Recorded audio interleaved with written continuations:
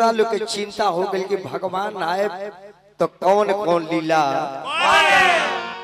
सबसे पहले चिंता भइल महादेव और माता सती के। महादेव माता सती से कहने के हे सती, भगवान के जन्म के अब समय हो गई बा, चैत के महीना बसंत ऋतु के महीना बा, राम के अवतार होखे अलावा हमने के जानकारी लेवे के चाहिए कि राम दुनिया में तो कौन कौन लीला करी। तो सती कली की महादेव तो हमने के लीला कहाँ सुने चलल जाओ। तब महादेव कहने की सती हम चलत हैं कहाँ चलो। तो यही छपरा कमिश्नरी में गोपालगंज सिवान छपरा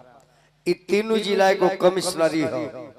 आ यही सारण में 3 जिला बनो। सारण कोनो जिला का नाम ना हो, सारण एक वन के नाम हो, जाना वन में ददीची बाबा रहत रहे, जेकरा हड्डी के धनुष बन रहे, जो राम जी जाके ओकरा के खंडित कर ले रहे। और यह सारण एक वन हो कि विश्व में रावण कहीं डराव ना, लेकिन छपरा कमिश्नरी से डराव। काहे कि श्रृंगी बाबा के अदती जी बाबा के जानत रहे, सोचलस कि उनके हड्डी के बनल बा, आई जियत हड्डी बा, इजियत बा, मुगल हड्डी नहीं खे। तब बुढ़वा को हड्डियों कबड्डी खेल लगी। यही से धनुषवा के रावण ना तुरलो। रावण बारिश हुआ नहीं चापा, रावण सोलस की धनुष के ना छुए जाए, काहे कि वही छपरे वाला बाबा के हड्डी के बनल बा। अक्का जाने इन निर्जीव न सजीव बा, कहीं उठ के धनुषा अब पोकलिन खरीदे ही पचोड़ जाओ, यही डर भाग रहे। तब महादेव सती से कहने की सती हमने के चले के ये बात के तुलसी बाबा निकले बारे।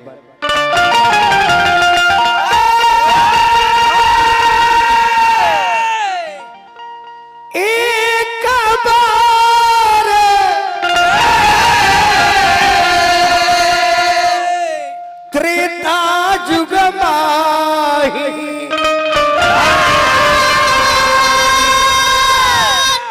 असंभु गए कुंभज ऋषि पाई। जेकरा के कुंभज ऋषि कहल जाला, जेकरा के अगस्त ऋषि कहल जाला। यही छपरा जिला में दाऊदपुर थाना, सारण छपरा, कोहड़ा बाजार के पूर्व बगल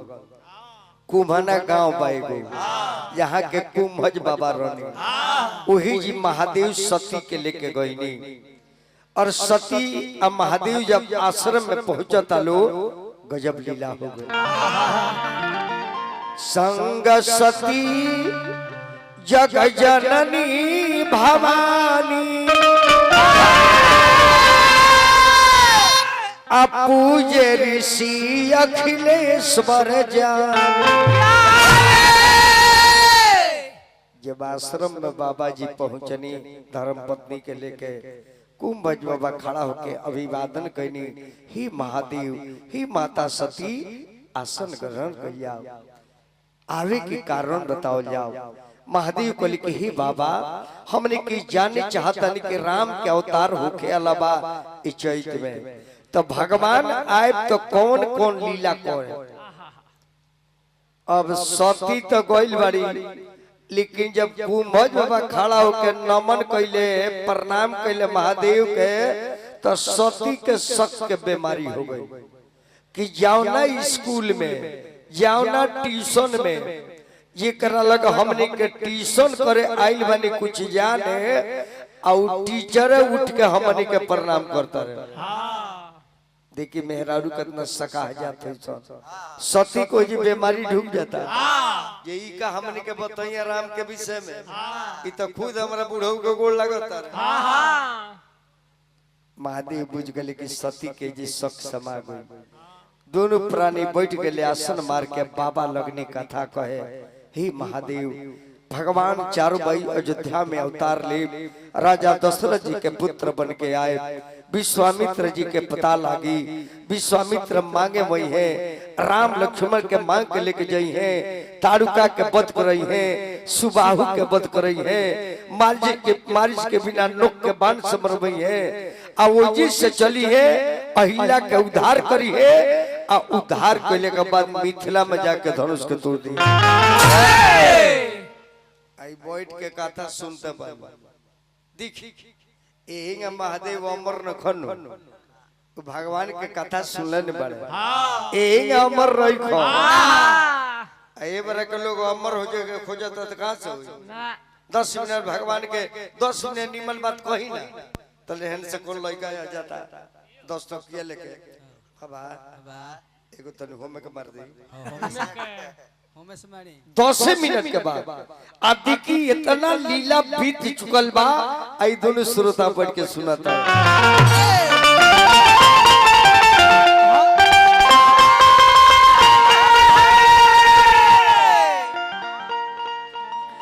अरे कहानी कहानी अरे कहानी कहानी कहानी शिवा सुना तारे राम के कहानी सुना तारे राम के कहानी त्रेता युगा में रामचंद्र त्रेता युगा में रामचंद्र अरे सीता जी बनी है अरे उनकर महारानी कहानी शिवा सुना तारे राम के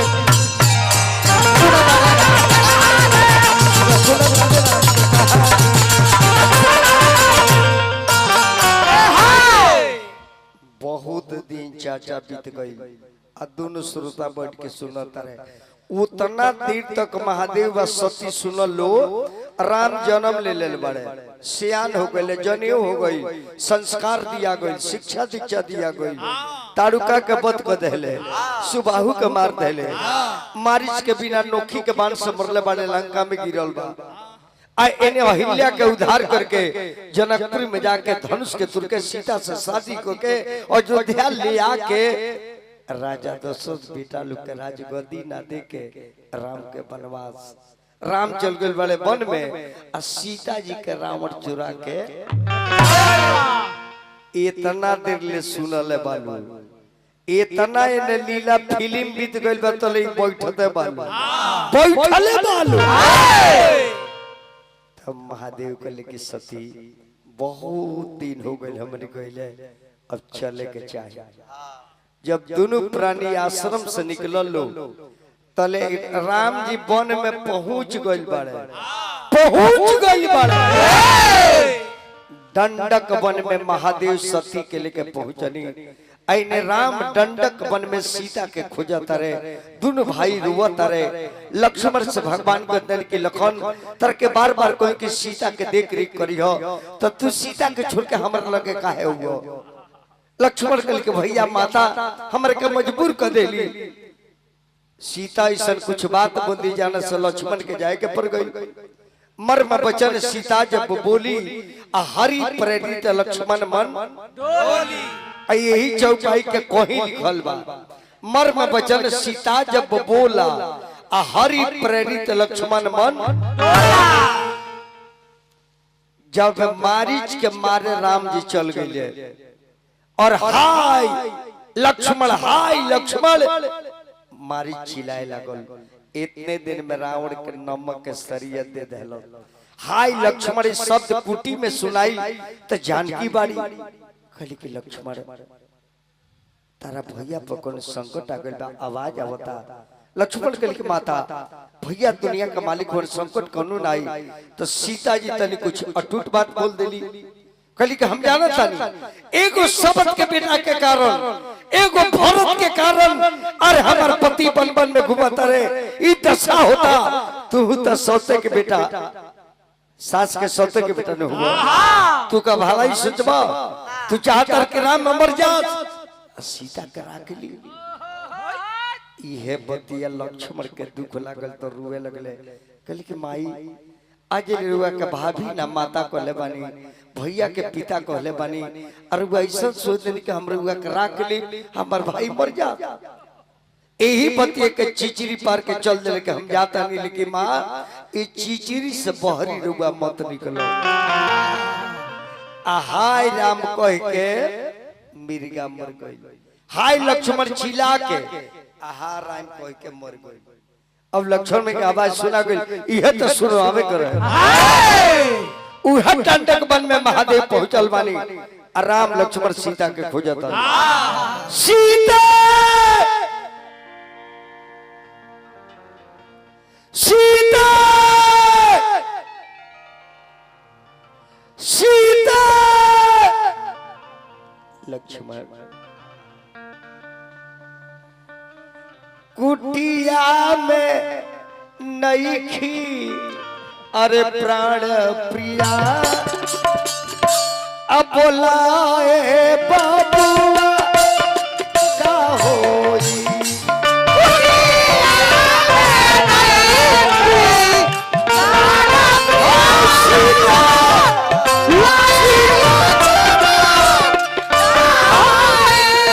कुटिया में नईखी प्राण प्रिया बोलाए बाबुआ का होई।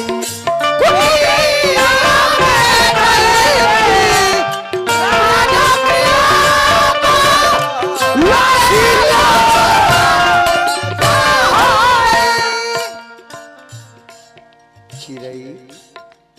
चिरई हमरा सीता के देख लू, चिड़ैया उड़ गई, पतई नीचे गिरल बा, पतई के उठा के भगवान देखी का लीला कइने। पतई के उठा उठा पूछते ये पतई हमरा जानकी के देखलो। प्रभु पूछले उड़त चिड़ैया से बनवा के सुखला पतैया से।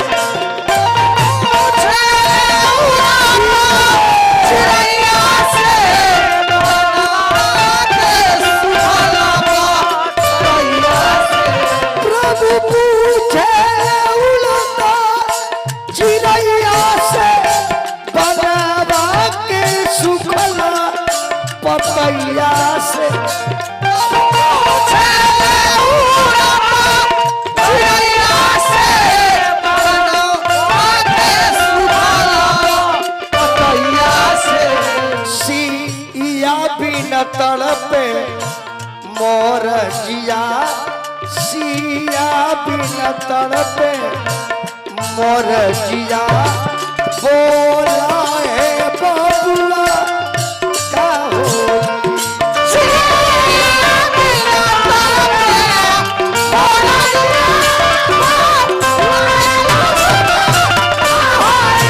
कुटिया में नईखी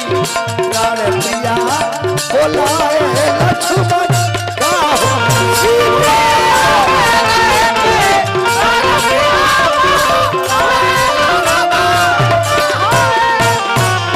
सीता तले महादेव के नजर पर गई, कल के हाँ नारायण यहाँ तक ले पहुंच गए बनी, इकर मतलब कि जानकी की चोरी हो गई। वो भोलेनाथ प्रणाम कइने अंतर्यामी भगवान नारायण के सती कली के स्वामीनाथ ई के ह अत जेकर कथा सुन के अवतरु नारायण दुनिया के जगत के पति हैं, स्वामी हैं, हमार मालिक हैं। अभी देखी सब कथा सुने बड़ी तो वो मन हो जेबा कली की नर हुमन की नारायण हरि नारायण और सती का बोला तारू कल की नारायण तई काहे रोवत रे। तो कथा में सुनलू ना कि सीता के चोरी हुई, आराम जी बन बन में भटकी है, सब तो सुन ही बाड़ू। कल की नारायण ई है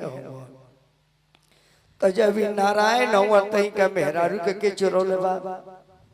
आज अभी भगवान हुवन तो काहे न कोई जान जात के चोरोले बा। आज अभी भगवान हो तो खोजत का बाड़े, आज अभी नारायण हो तो रोहत का बाड़े। भगवान के बड़ी दुख लागल, कभी भी पति के विचार के खिलाफ नारी के ना जाए के। इतना भारी सजा मिलेला जौन बात माइक पर हम ना कहो न तो बहुत औरत के दुख लग जाई। पति के विचार से विमुख जौन औरत चल जाई, पति के जौन सोच बकर खिलाफ बोली, ओकर बहुत भारी दंड मिलेला। नौरे के बढ़ाओ बक्सो में न तो तोहरे के दंड दे दे। हाल काहे के दुनिया में जितना भी लोग कले कि ईश्वर है सब करे ले, लेकिन सजा अलग अलग बा। काहे पति के दुख होला, काहे पत्नी के दुख होला, काहे पिता के दुख होला, काहे पुत्र के दुख होला, एकरा पीछे अलग अलग केस बा, अलग अलग मुकदमा बा। महादेव कली की सती ईश्वर पर उंगली उठावला अच्छा ना है। कली की नाम माने इ नारायण किंग हुआ जब कर मेहरारू चोरिए चल जाता रही। इ काहे न को रोक देले, आई काहे न को जानत की कहां बाड़ी। भोलेनाथ कली की सती अगर तेरा मन में विश्वास के तो परीक्षा ले सकत हो। कहली तब देखी झूठ बोलते ना, परीक्षा ना ले, लेकिन हम दर्शन करे के चाहता नहीं। शिव जी जान गए कि दर्शन करे के इनकर इच्छा नहीं के, भगवान के परीक्षा लेवे के इच्छा बा। बाबा ध्यान लगा के बैठ गई, कहने की जा परीक्षा ले लो चाहे दर्शन कर लो। अब सती सोचली कि इनकर सीता चोरी गई बाड़ी, इस सीता के खोजता रहे तो काहे ना सती से हम सीता बन जाए, हमारे के पहचान हम नकली है कि असली। अब भोलेनाथ देख रहल बाड़ी की जाता रही परीक्षा लेवे, अभी काम ठीक नहीं है, हमार खिलाफ काम करे जा रहल बाड़ी। नारायण पर शक कइल कहीं से कल्याण नहीं।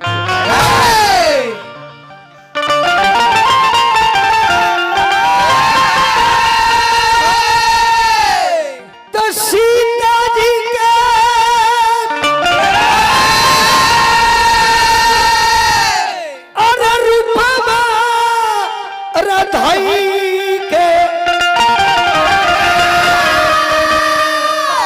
राम के समानवा गई हेरा।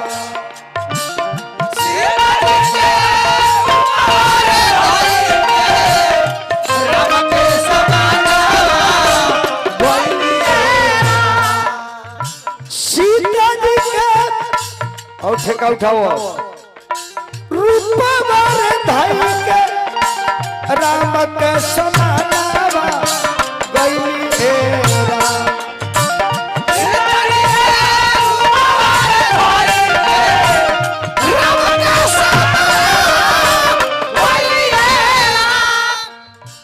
ऐसे सत्य के कभी परीक्षा ना लेवे के चाहे। आज हमारे के भारत में चाचा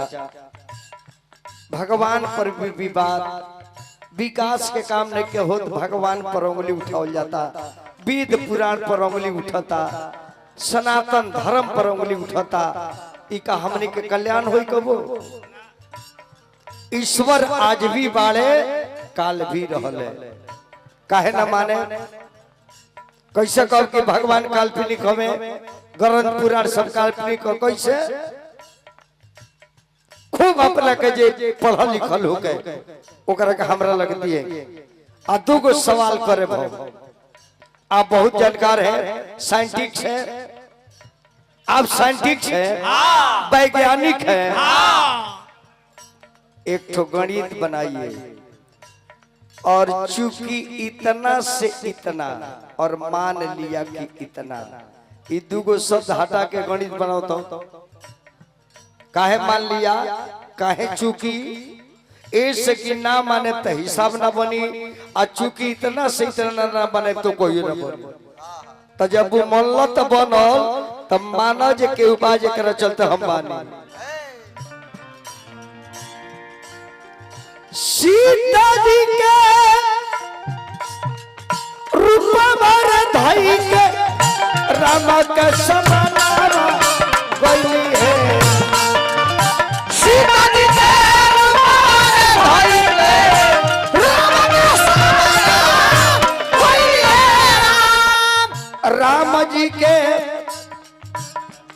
बच्चा जानवा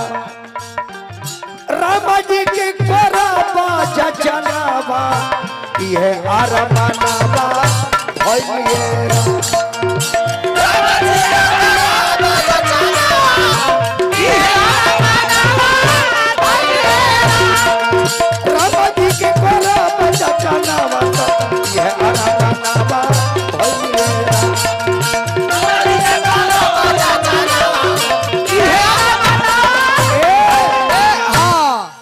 भगवान के लगे जा रहा बड़ी सीता के रूप बना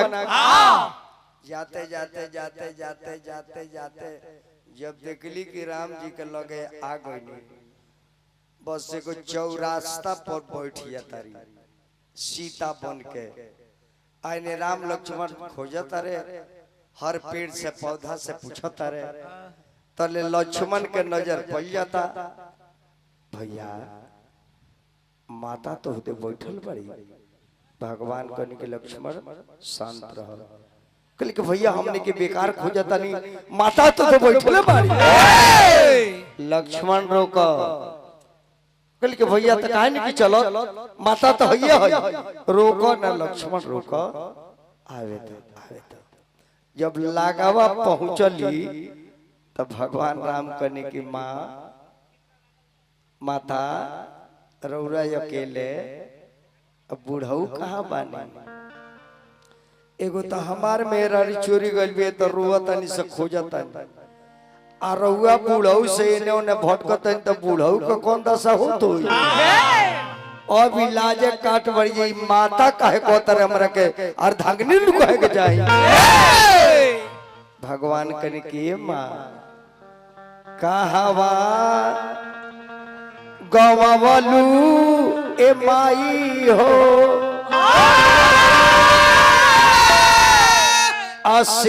असीबाय साजना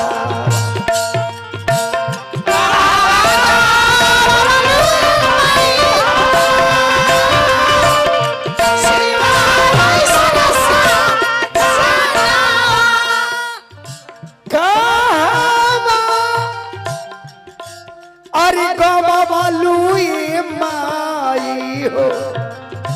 शिवाय संसार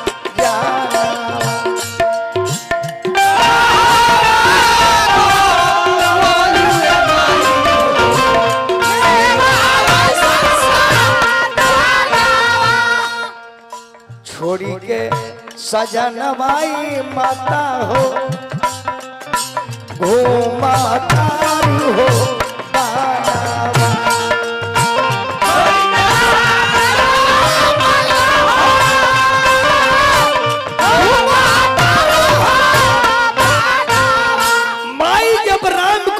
सीता लाजा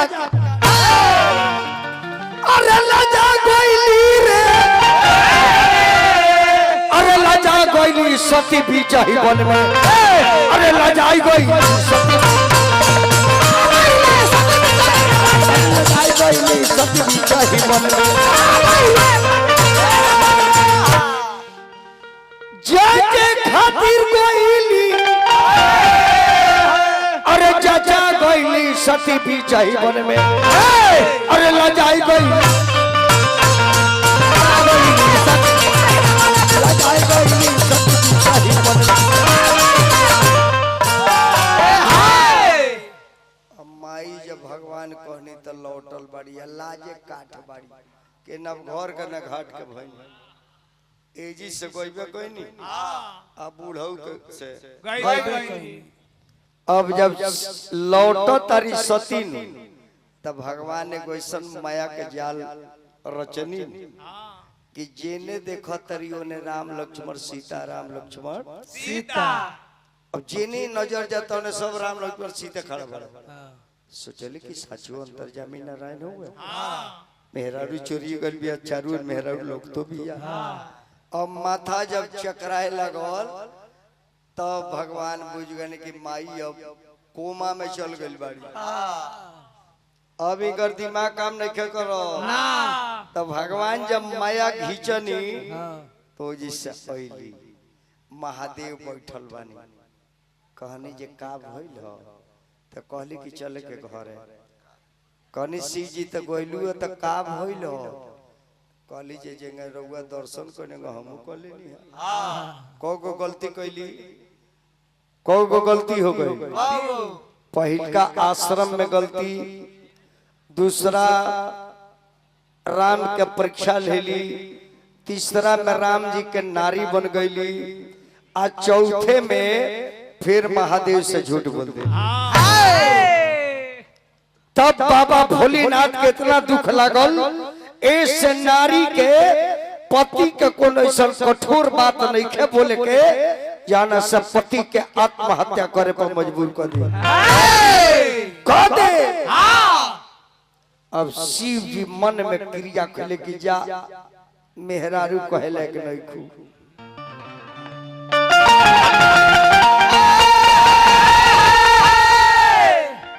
शिव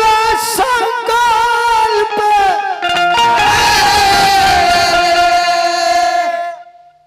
परमादनी हमरा मुखिया जी जितेंद्र बाबू 1000-5000 पहले दिलनिया फिर 1000 रुपया दिल बानी पद पति सम्मान समान बन रहे और वो माता के गोड़ लगता नहीं जाना माता के वजह से एगो बेटा बोलौनी ते एगो बेटा गावे खाती है ऐसा ही हर माई के उत्तम विचार होके के चाहिए घर परिवार में सत्संग करावला से प्रवचन सुनला से बच्चन पर संस्कार पड़ेला आए बरा को लोग ही करता पहले को लड़का के जन्म होई तो भगवान के कथा कहवाई शादी बियाह होई तो ढेर जे करी वो नाच ले जाई तो मैं आल्हा उदल के पाठ हो जाई चाहे माने कोनो धार्मिक के पाठ होके लगी मुटकना और बेबरा के सोच बा यार केस्टा ले जाइए 2 आदमी के कपार फुरवाइए और साउंड डाला का बक्सा लेकर के भागी आज जौन चीज जान ली भले ऑर्केस्ट्रा लोग नचा लेता लइकन के जन्म में तो बिल्कुल ना नचावे के चाहिए ना सोरे न तो दुआ ना उन्हें खींच ली उहे लइको मानत न के शौकन के छठियार में हो जाता उहे जाता रे सो तो 10 टकिया ले लेता रे सो ए ले ले चाहत से जे केऊंगा अंगुरिया उपनी के धारा जा यहाँ अंगुरिया धर तर सही भैया जन टावर छोड़ले ओकर भौन भौन पकड़े लगे सारा खादर खेत में ले जाके चीर देले सो हां जी ऐसे लड़कन के भविष्य के विषय में सोचे के बाद हां ऑर्केस्ट्रा तू अपना पर मत ली हो मन में से कोनी है नहीं ऑर्केस्ट्रा में ना रहली अब मुखिया जी नहीं है 1000 देनी है कुछ बोलनी है आ तारे के 1 रुपया लइका दिया छ 10 मिनट लगी ये केहूंगा तू ट्रैक्टरवा पर से गिर जा आ लइकन के भई रहते नाचो तारी सुन या हमरा करतन ताकत या कि ना अगर मुस्कुरा दे तारी सुन तो अंडरवियर खोल देता अबू बुझाता रस जे हमरा पे मरतिया आओ बोकवा के ई नहीं के पता जे तोर कौन नंबर पर नंबर बा हां नंबर से कहिया हां तोरा बुझाता संकल्प किन्हा मन माही बड़ी चंचला यह तन भेट सती अब शिव संकल्प किन्न मन माही यह तन भेट सती अब नहीं जा सती अब ए जोनी में ना हमरा परम पिता परमेश्वर कि तू नारी काहे बनलू हो और भगवान तारे के माई कहले बड़े और भगवान का हम बाप समझी ले इस मेहरारू ना आज से माई बेटा का रिश्ता हो गया ई बात सती ना जान लीजिए क्रिया इतना बड़का खा गई नहीं आ तलाक दे बाबा वही हड़ताल पर बोल जाता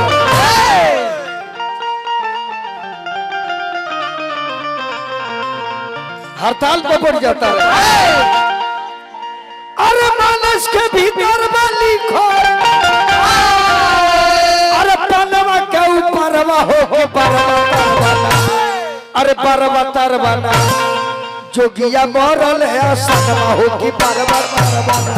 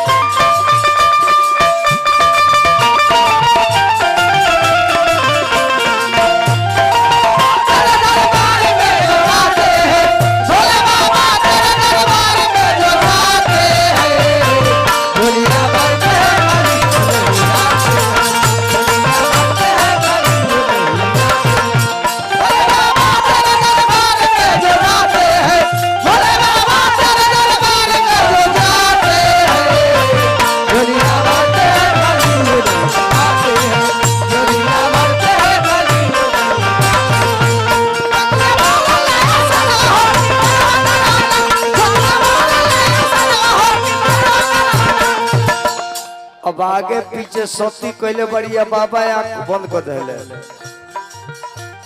तोड़ा पहले मछली जाय छे जल के भीतर हो कि परवा तरवाना। तोड़ा पहले मछली जाय छे जल के भीतर हो कि परवा तरवाना। अरे तोड़ा पहले मछली जाय छे जल के भीतर हो कि परवा तरवाना। तोड़ा पहले मछली जाय छे जल के भीतर हो कि परवा तरवाना। जोगिया मरल सनवा हो के परवा तरवाना। जोगिया मरल सनवा हो के परवा तरवाना।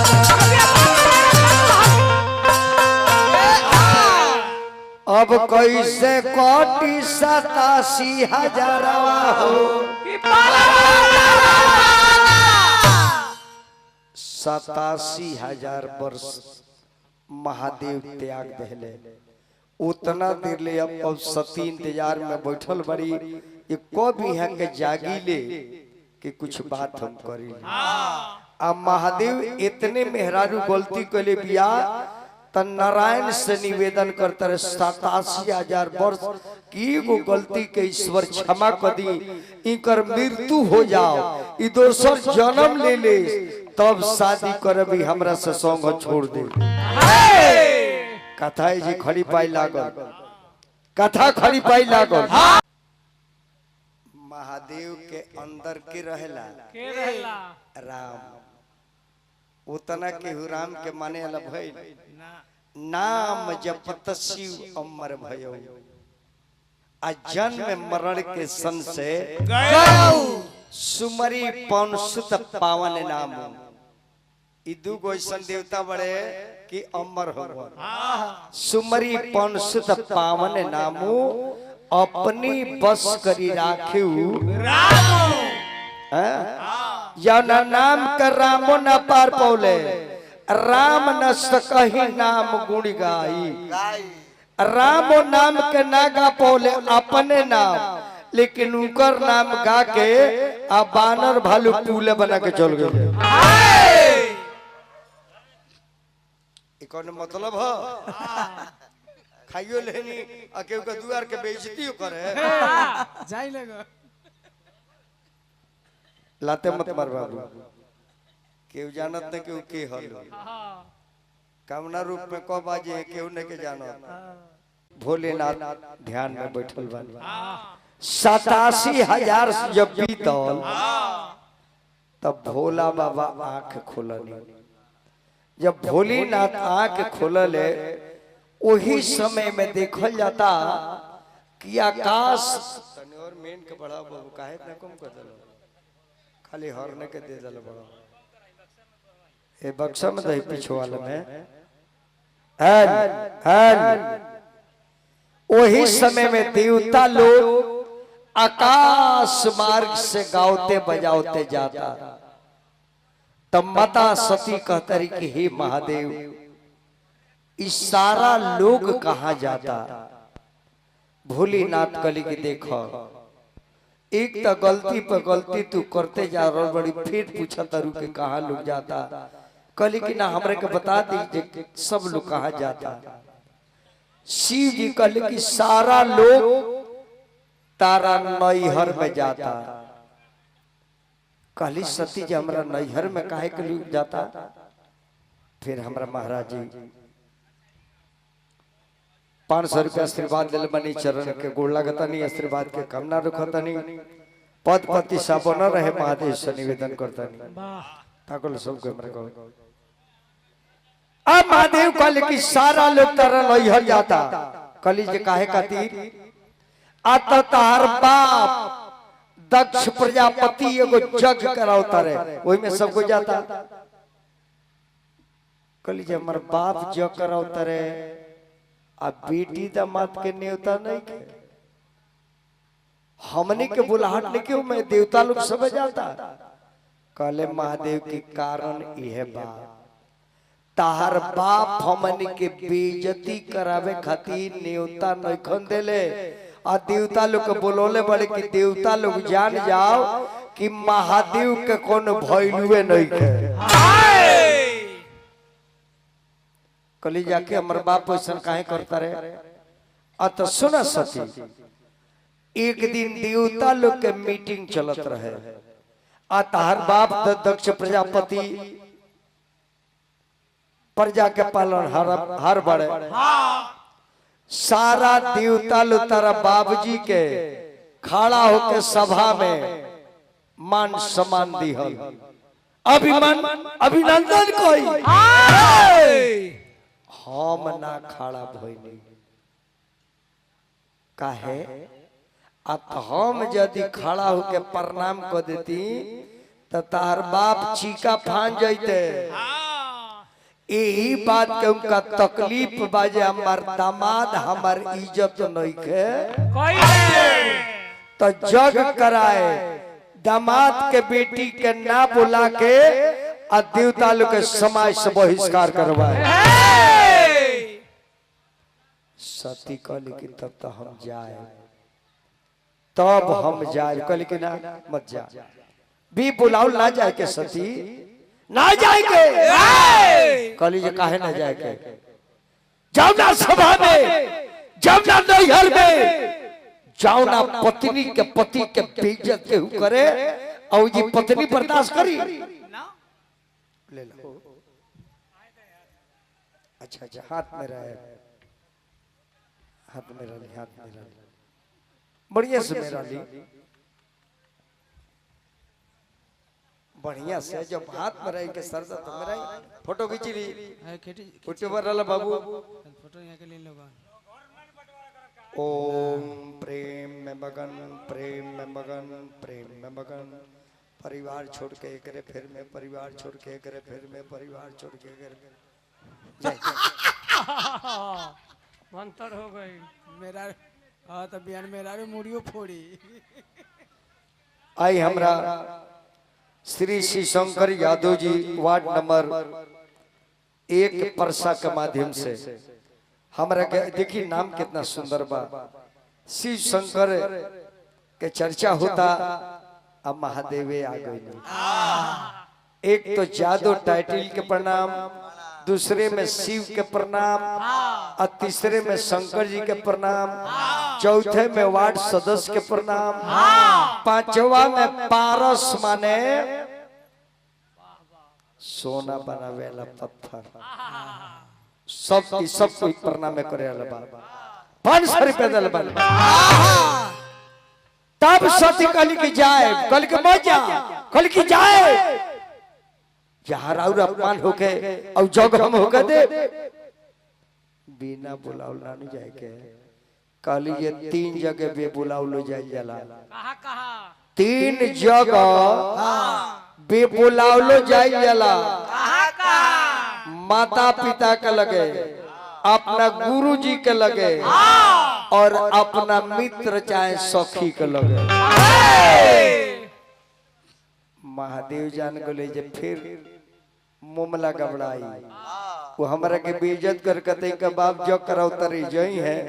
इनका सब बर्दाश्त ना होई उनकर जग जगह में रह जाई भंग हो जाई आई हमार बात मानत रखी शिव जी कहतर की सती मान जा बारह बारह शिवाजी सती के समझाइले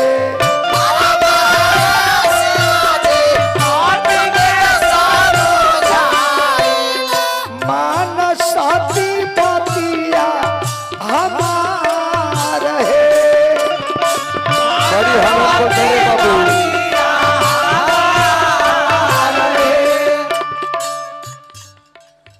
बिना बोलावल जदी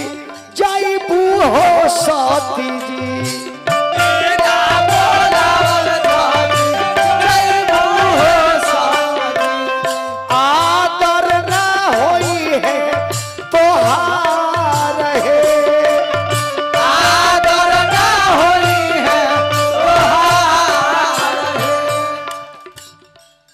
हेंगा कदिनु लुका जाएगा काली की चाहे लाख होई हम जाए लाख होई जाए फिर परमानंद जितेंद्र बाबू मुखिया जी हजारों हजार के स्नेह भगवान से निवेदन करो पंचायत में विकास रफ्तार पकड़ो और वह सबके स्नेह जितेंद्र बाबू के संग रहो और जनता के प्रति स्नेह बरकरार रहो और पंचायत में हर जाति धर्म के लोग सुखी या संपन्न आपस में भाईचारा कायम रखो और ईद आइल बा राम नवमी हिंदू भाई से निवेदन ईद में बढ़ चढ़ करके हाथ बढ़ाए और मुस्लिम भाई से निवेदन कि रामनवमी के दिन आप लोग भी बढ़ चढ़ करके आगे रहे काहे के राम में रहीम में कोई अंतर नहीं है राम के अपमान करे तो वह हुवन अल्लाह के अपमान करे तो वह हुवन खाली नाम बदल गइल बा काम के बा नाम बदल गइल बा काम के बा जितना पावर राम जी के बा उतने पावर अल्लाह के बा अतने कर बेस खोल दल बाबू को पैसा कम करो और तन बोल राम रहीम अंतर का बा एक तरफ राम एक तरफ रहमान एक तरफ सीता एक तरफ बीबी फातिमा एक तरफ लौकुश एक तरफ हसन हुसैन एक तरफ बजरंग बली एक तरफ यावली एक कुरान है एक गीता है एक कुरान है एक पूरब है एक पश्चिम है एक सूरज है एक चांद है एक हिंदू है एक मुसलमान है इसलिए मेरा देश भारत महान है दोनों दल में पावर के बाद हेने से धरे तो है नकिया हो हेने से धरे तो है नकिया खाली राउर दिमाग जितना समाज में विरोध प्रकट करेले सो जाति पाति को के लड़ावेले सो ओकरा के भारत के वासी मत बुझी ना वो एक नंबर स्टैंडर्ड पिलुआ बुझी एक नंबर स्टैंडर्ड ओकरा यूरिया खादर में पधरी होकर जा मर जा अब सती कली कम जाए महादेव कली के मत जा काली की जाए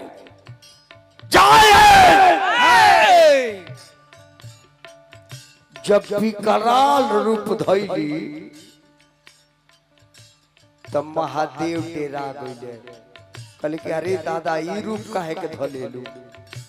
काहे कि ओही रूपवा में ब्रह्मा विष्णु महेश के पैदा कइले रहली कहले कि विनाश कर दे विनाश कहले कि दादा ई रूप मत धरे दादा फिर सृष्टि दोबारा करबू का तब महादेव जल की का विनाश काले विपरीत बुद्धि मनिए ना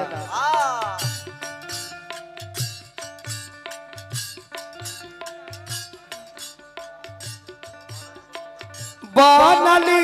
संहतिया विपतिया हो सती के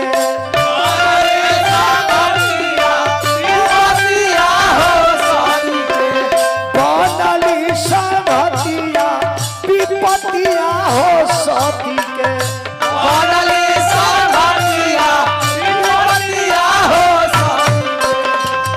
जाए खातिर भइली तैयार है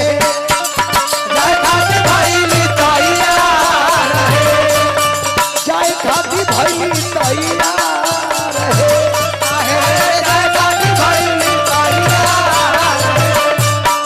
बराबर शिवाजी सती के समझाई बराबर शिवाजी सती के समझाई मरते की बातिया हमार है मरते की बातिया मोटरी के ठरी ठली चल रही भगवान भोलेनाथ अपना गौण लो सकनी की गौण है ने आओ सती जातरी मनी है ना इनका संग जालो आ शिव जी फिर ध्यान लगा के बैठ गए कि जातरी तक का होता आज जब पहुंचा तारी तो लीला देखी रीड बढ़ाओ अरे नगरिया हरी हो अरे नगरिया हरी सती चाल दिहली बाबा के सती चाल बाबा के नगरिया हरी सती चाल दिहली बाबा के बाबा के नगरिया में सती जब पहुँचेली बाबा के नगरिया में सती जब पहुँचेली जब नगर में जाता रही नैहर में तो नैहर के लोग देखता तो मुँह घुमा लेता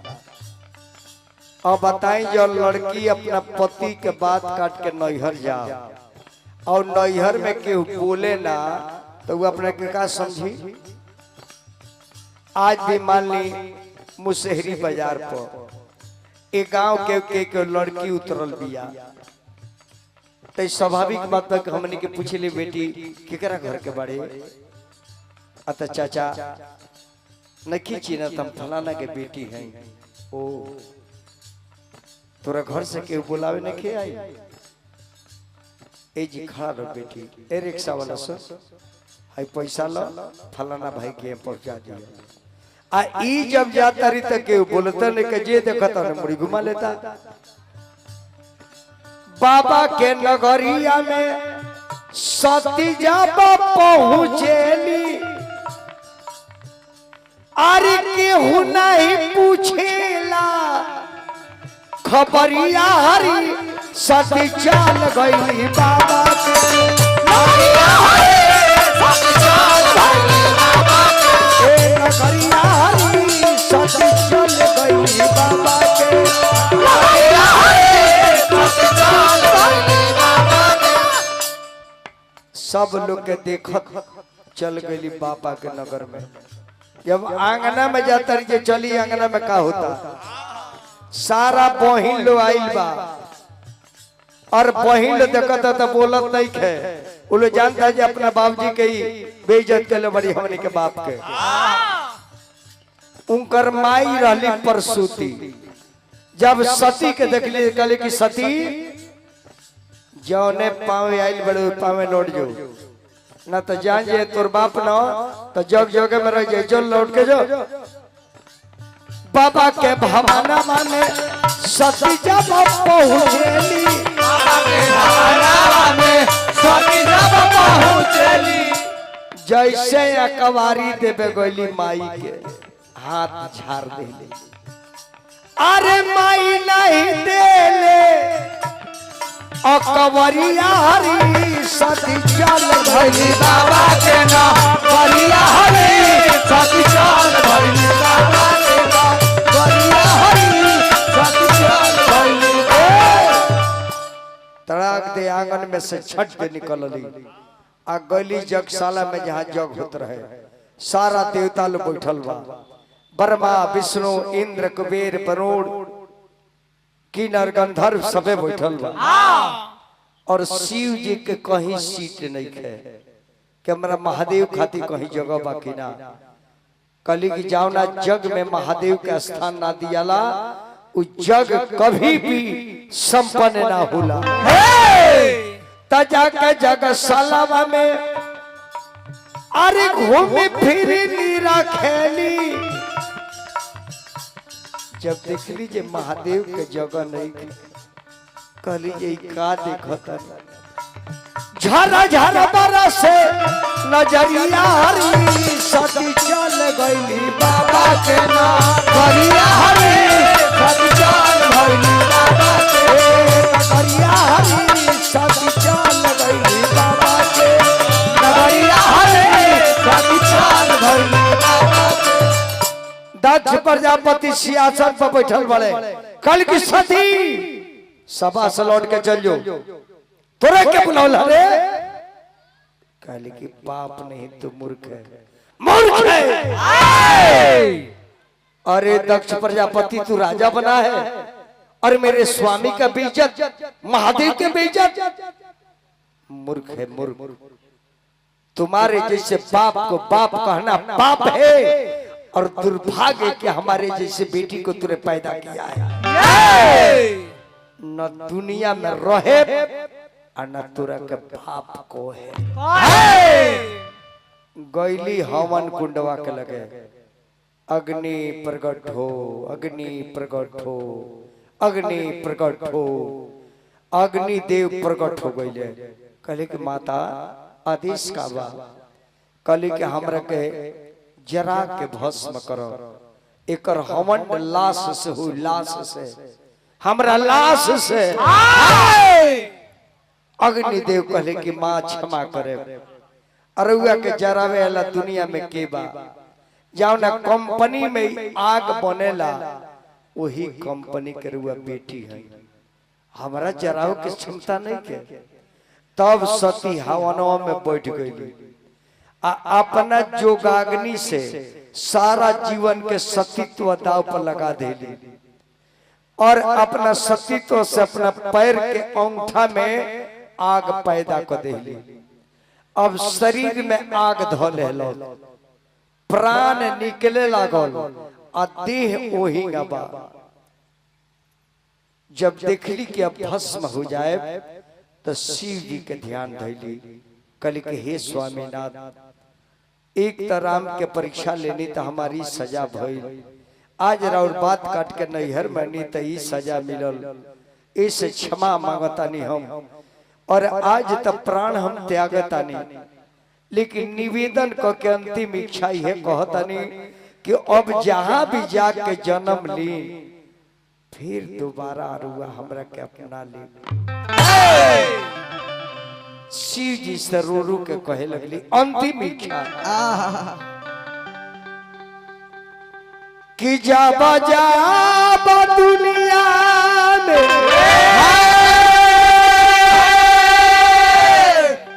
अरे होई है जनामवा हो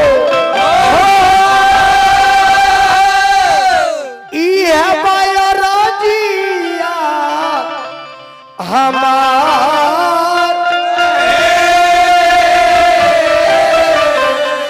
अतबता बरौरी हमार स्वामी बन जयती हम बनती तिरिया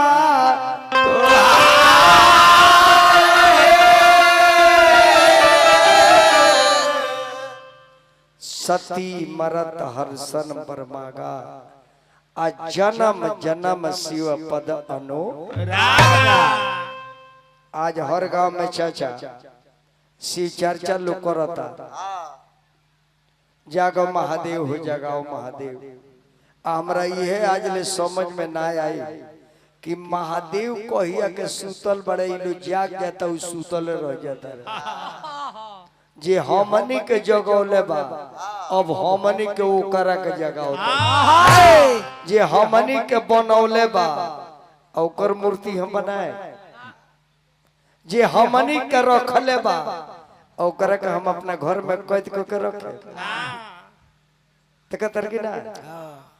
ईश्वर से डराते लोग नहीं के यही सन गेहूं सब खत्म हो गई गेहूं खत्म कोई को गांव गेहूं से जर गई ऐसे की प्रकृति के अपमान हो ईश्वर से मजाक हुई तो ईश्वर कुछ भी कर सकता है कोरोना आई रहे कोरोना तो कहलो जे बीमारी आइल बा ई कोरोना बीमारी थोड़ी रहे वो भगवान के गो लीला रहे ओकर नाम रहे कोरोना कोरोना कोरोना किसके लिए रोना आपका कौन है यहाँ वो मैं चीना को नहीं केहू केहू के नहीं खे तने मुनि बाप छिरिक देश लइका कूद के भाग जाओ आ तने मुनि लइका खोख दे बाप बथानी में भागल आई मेहरारू का तो मरद के भक्त होई सन परदेश से आ जाओ लो न तो थरियावा डांटा से टारस मुहावा बांध के जोनिए खा के जंगलवा में फेंक दियो अब बाबू के खेलइह जो न त तू जाइबा हमनियो के ले जाइबा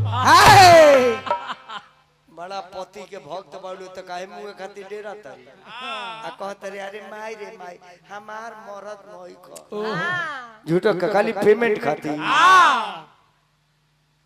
जितना कोरोना में शादी भई रूल देखनी शादी मेहदार मंदिर पे कोनी कोरोना में जयमाला होत रहे डांटा सनु माला पहिरा बसो दुल्हा डाले दुल्हन के आ दुल्हन डाले दूल्हा के अब बताई है डांटा फोटो खींचा कोई देह नहीं के खींचाइल है ये खींचाइल अब बताई लड़की के ओकरा छोड़े के होई त कोट कुछ करी ना उ त जाके कटघरा में कहे कि सर देखा जाए डांटा से बात किया जाए वो हम नहीं है लाठी है ओ में उकर फोटो हुए नहीं चार हाथ जरूरी जयमाला बा जरूरी चार हाथ दूरी जयमाला रहे जरूरी अबिया कोई रहे मजबूरी असो अगर नहीं की करो तो कोरोना में कोई टूट जाए और देह में हर दिए न लगे न तो कोरोना बीमारी ना रहे ऐसा ऐसा कतने बीमारी आई ईश्वर के ना मानल जाई भरोसा ना कल जाई सत्संग ना कल जाई ईश्वर के चर्चा ना कल जाई भजन भक्ति ना कल जाई ऐसा ऐसा महामारी लाखों आ सकता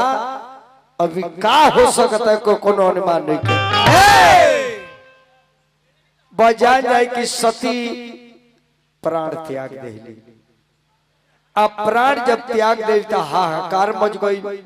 अब बाबा ने पर्वत पर बैठल बानी इन्हें सती मर जाता रही अब बाबा आंख बंद कैले बड़े और बाबा के जटा में गंगा माई बाड़ी गंगा माई इतना रोवत रही जे शिव जी के चंदन दह के मुंह पर आ गई शिव जी मुड़ी उठा के कहले कि गंगा तू काहे इतना रोवत है कौन बात बका कहली जे जियते बड़ तू और जियते अरे बड़ा भोला ना तो नैहर में जरी गई अरे जियते अरे बड़ा भोला ना तो नैहर में जरी गई धनिया बड़ा भोला ना नैहर में ला गंगा कले हाँ तहरे करण भाई शिवाजी जरल हमर बहिना यार जरल हमर बहिना हो जियाला के तोहरो धीरा मारनुए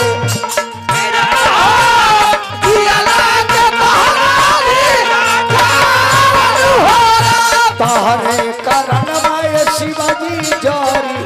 कैली बहिना गई बहिना हो जियाला के बारे धीरा तार जियाला के बारे ई बात जब शिव जी सुने कहले कि सती मर गई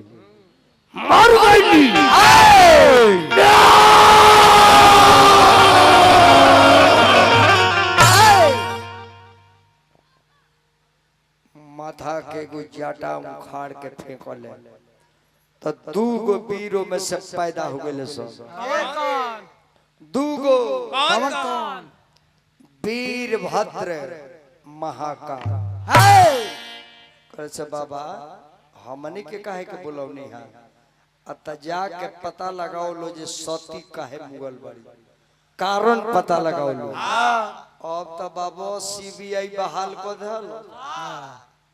आ सीबीआई जब पहुंचा तो शंकर जी के ससुरारी आ देवता लोग का हवा खराब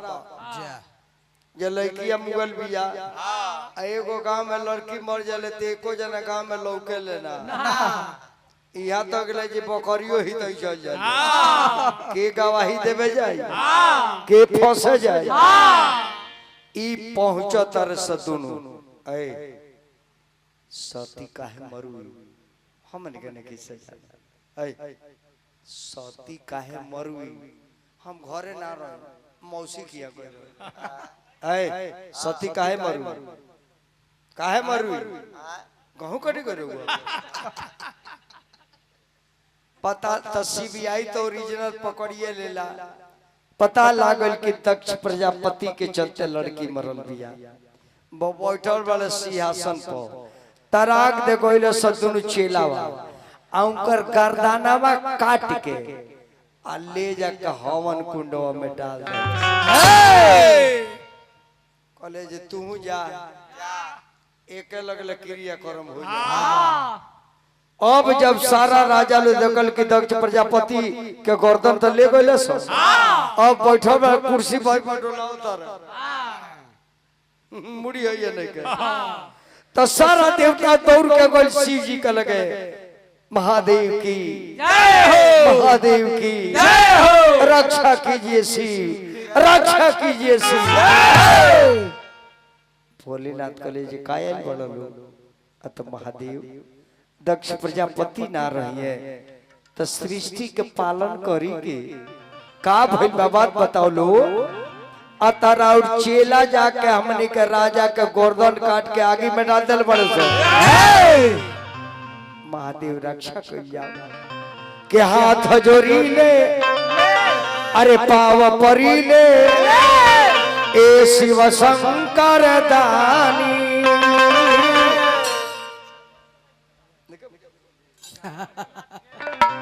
हाथ जोड़ी ले पाव परी ले ए शिव शंकर दानी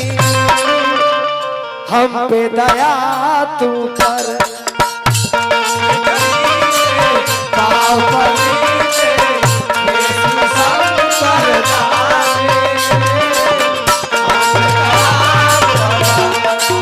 चल के करीना में हरबानी करीना में हरबानी करीना में हरबानी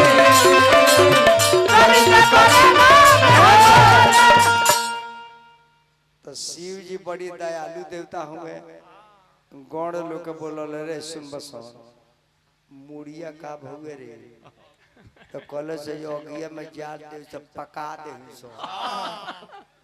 जाके मुड़ी उनकर जोड़ दस अब चेलो कल से आही बात मालिक ढेर गांजा मार लेल बड़कारी मुड़ी कहाँ बा वो तो मुस खनी पका दे जाके मुड़ी उनका जोड़ सो बाबा मुड़ी जोड़ गइल बा कले जे जाके वो काम कर सो चाहे पंछी होके जानवर होके मानव होके दानव होके कोनो भी महतारी अपना बेटा के पीठी का और लेके सुतल होके ओकरा लड़का के गर्दन काट दिया सब ऐसे माता बहन बोलो सुनतनी कभी भी अपना संतान के पीठी का और क के ना सुते के। इस शिव जी मना कइले बड़े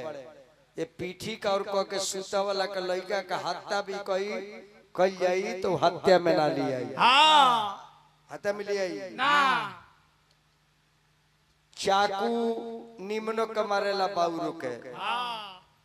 लेकिन एगो फायदा करेला एगो घाटा करला आ दोनों मर्डर केस लेकिन एगो जान मार देलो के लड़की के ऊपर के नजर डलले बा नाजायज कइले बा हत्या कर देलो त ई का हो गइल पुण्य हो गइल पुण्य हो गइल जे रक्षा करे खातिर मार देले बा आ केहू के धन लेवे खातिर मार देले ई पाप हो गइल काहे कि डॉक्टरों लात फरेला चोरो लात फरेला तो डॉक्टर लात फरेला जियावे खातिर आ चोर लात फरेला मुआवे खातिर आ दोनों जना तो 302 के मुजरिम में भइले तोहरो लोग के पेट फाड़ दे लेकिन जियावे खातिर पारे अब जान ली कि लगले सचेलवा खोजे जे कौन माई बिया जे पीठी कौर लेके सुतल बिया तेगो बकरी अपना बेटवा के पीठी का और क के सुतल बिया तो ओकर जाके पठरुए के काट देला सो एही से आज भी बकरी के बेटा के बलि चढ़ावल जाला उ दुर्गा जी थोड़ी खाए के मांगेली मंगला बड़ी थावे के दुर्गा का त भोखले वाली बकरी खोसी भोखले वाले थावे में गरम मसाला पिसा तई के घर बताई ना हां भोखले वाले ओई जा अब भूखल वाले यही जा ते चुस्त होवे चाहिए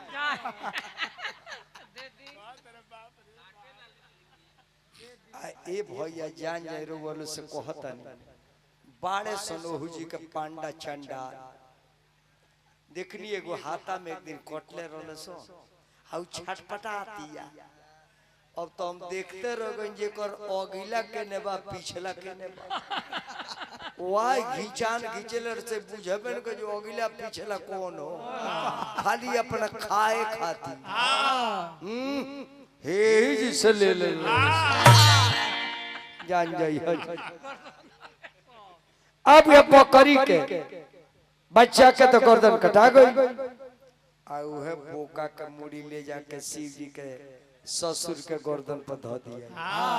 यही से आज भी बकरी के बेटा को दिन खैर मनइबो आज भी काटाला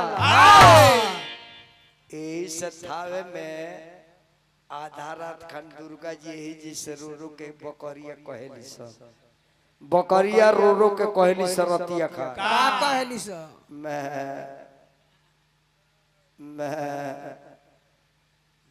मैं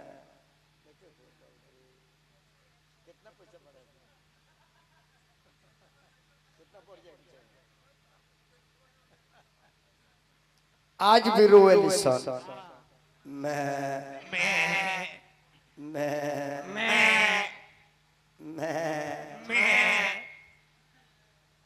तो दुर्गा जी आवेली बकरी उनका लगावा काहे रोता रुलो ये बकरी तो कहले से दुर्गा जी तो दुनिया के तुम माई हो एगो चिंटियो तार संतान हो हमनिया के बेटवा के लोग काहे काट देला तो दुर्गा जी हंस के कहली तो हम का करी तोर भातारे बोका हो जावना के बापवा का रोहन ठीक नहीं तो ओकरा बेटवा के येन दशा हुई एकरा खातिर बापवा का रोहन बढ़िया रही तब ने ओकरा संतान कर के नजर न फेरी जे ओकर बाप आई त मुआ दी तब बापवा जब चुआठ मार के गिर गइल बा त लोग तो जानता बा जे ओकर बाप बैल खोलवा हो ध टंगरी कर फाड़ दो ओए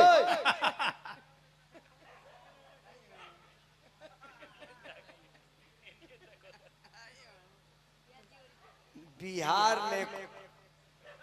मान जा बिहार में कनिए के चलती बा भैया देख एक नंबर आजादी है बाड़स। एक जानी रानी बाड़ी 17 गो राजा बाड़स। ऊ कहतर से हमरा घरे, ऊ कहता हमरा घरे, औ उधर केने केने गई, केने केने गई, केने केने अतले कोन ध के मुड़िए हबक दी कीड़ा पर जे मर जाई है ना जाइबू त तरफी ए सजानी आज भी बकरी के बेटा के काटल जाला। अब शंकर जी का कृपा भई सभा में शिव जी बैठल बानी, देवता ले देखता जे मुड़ी जोड़ा गई। अब जयकार लोग मनावे लागल, महादेव की जय, भोलेनाथ की जय, महादेव की जय, महादेव की जय, शिव जी की जय,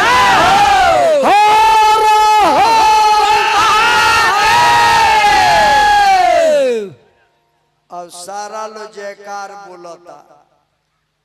तो शिव जी के ससुर सोचले एगो तो गलती करनी तो ई हाल बा, हमहू जयकार बोलिए देता नहीं। बहु लगल जयकार बोले, लोग कहता कि शिव जी की जय, महादेव की जय, आऊ कहेंगे बोलता रहे बो। शिव जी हंसले ठठा के कहले जी बा ससुर जी बा, अबे तारा लायक एफए में माइक भेटा। अब जिंदगी भर बोबियात रहो। ऐसे जे भी शिव जी के सच्चा भक्त बना, उस शिव जी के मंदिर में जाला तो बोका का बोली बोलेला, खुश रहे। कदी बाबा बड़ी खुश भर रहे। ओ बंगाल में जब तो बंगाली बोले ले, लेकिन एक को ध्यान देवे के परी मन्नू बाबा, दुइये बेर बो बो बो बो कहे के परी, तीसरा बेर बो भी आई जाई नु तब पार्वती के दुख लगला जे हमरा बाबूजी के रिगावता।